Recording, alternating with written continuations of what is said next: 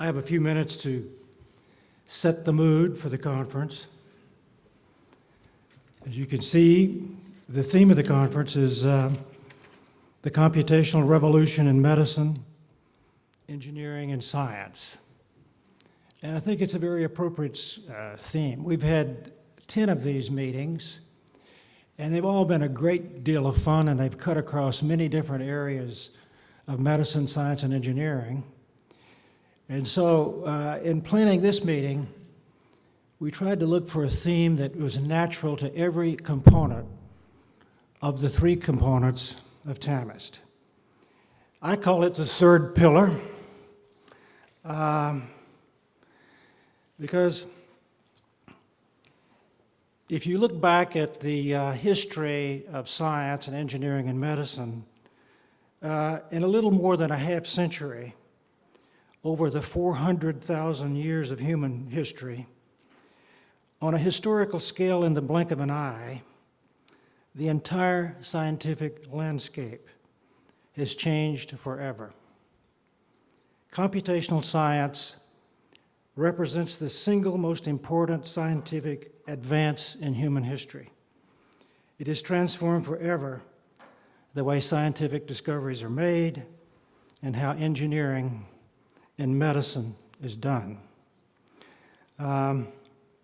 We hope that we've sampled elements of this great advance, and you will have an opportunity to see dramatic applications of computational modeling, simulation, data management, and so forth.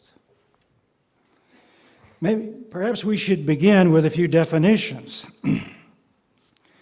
It seems rather ridiculous to be sitting in front of a room full of scientists and engineers and medical people and ask, what is the definition of science?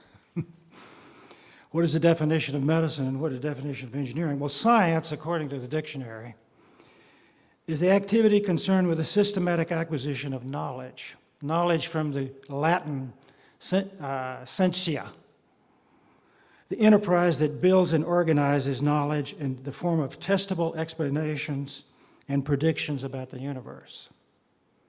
Medicine, the dictionary says, is the field of applied science, devoted to healing by diagnosis, treatment, and prevention of diseases.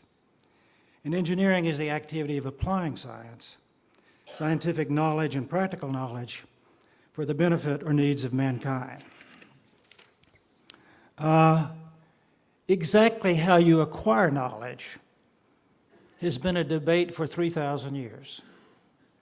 If you go back to Socrates, he said you don't acquire knowledge, it's divine given. It's the gods give you knowledge, you either have it or you don't.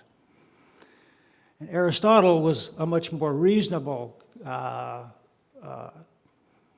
philosophy that more or less was accurate 3,000 years ago. He said you acquire knowledge by reasoning and demonstration. And then there are many in between. I mentioned Archimedes, there was Da Vinci and others. Sir Francis Bacon actually set out to define what he thought was a systematic way to acquire knowledge through induction and organized observation, and there are many people in between, Newton, Leibniz, and others. David Hume, a famous philosopher in the 18th century, said the only way you can acquire knowledge is through observation, experiment, and that you cannot acquire knowledge by induction. And thank goodness the next century or so of scientists ignored that. Maxwell, Einstein, Bohr, Darwin, and others. Finally, Karl Popper's famous for saying you can acquire knowledge by induction. A scientific theory is justified as a hypothesis is justified as a scientific theory if it can be falsified by additional information. And of course, that idea was known well before Popper, but it sort of gave license to the development of scientific thought outside of observation. And there are well-known cases, Einstein, Dirac, Sir Arthur Eddington, who made astounding discoveries long before they were observed in the physical universe.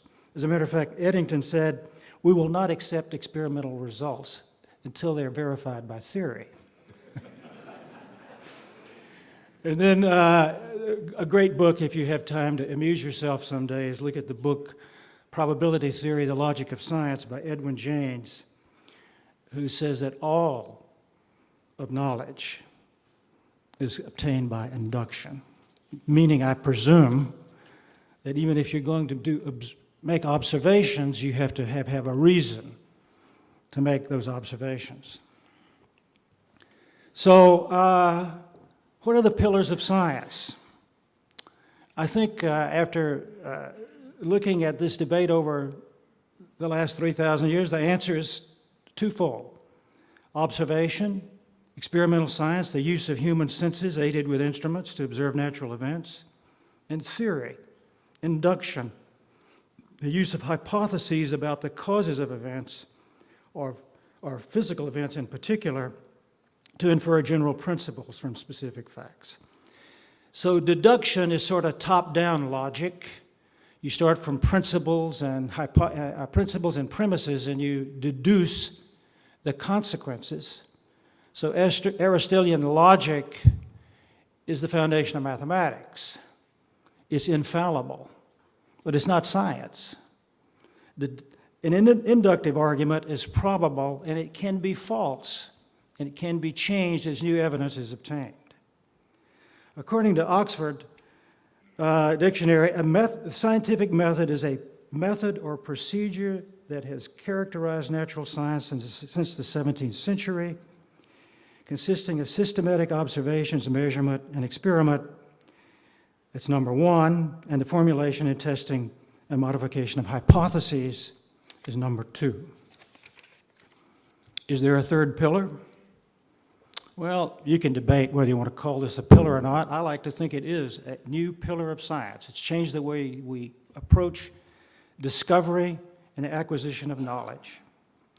Computational science is a discipline concerned with the use of computational methods and devices to enable scientific discovery, medical and engineering applications of science, and it lies at the intersection of science, engineering, and medicine, mathematics, and computer science, and it involves extra step, that is, the introduction of a new language, where we translate into a format that's digestible by a machine, the computer, in order to extend the scientific method.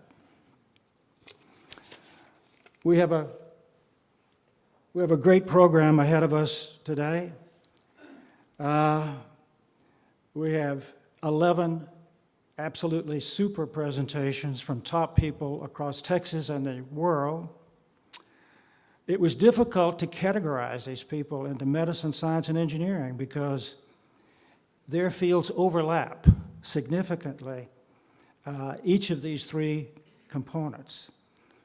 We have 4 new winners of the O'Donnell Awards, and we have an excellent legislative panel led by Larry Faulkner and others later in the program. So we look forward to, I think, an exciting program where you will, I hope, be exposed to significant examples about this new pillar of science and how it affects everything we do.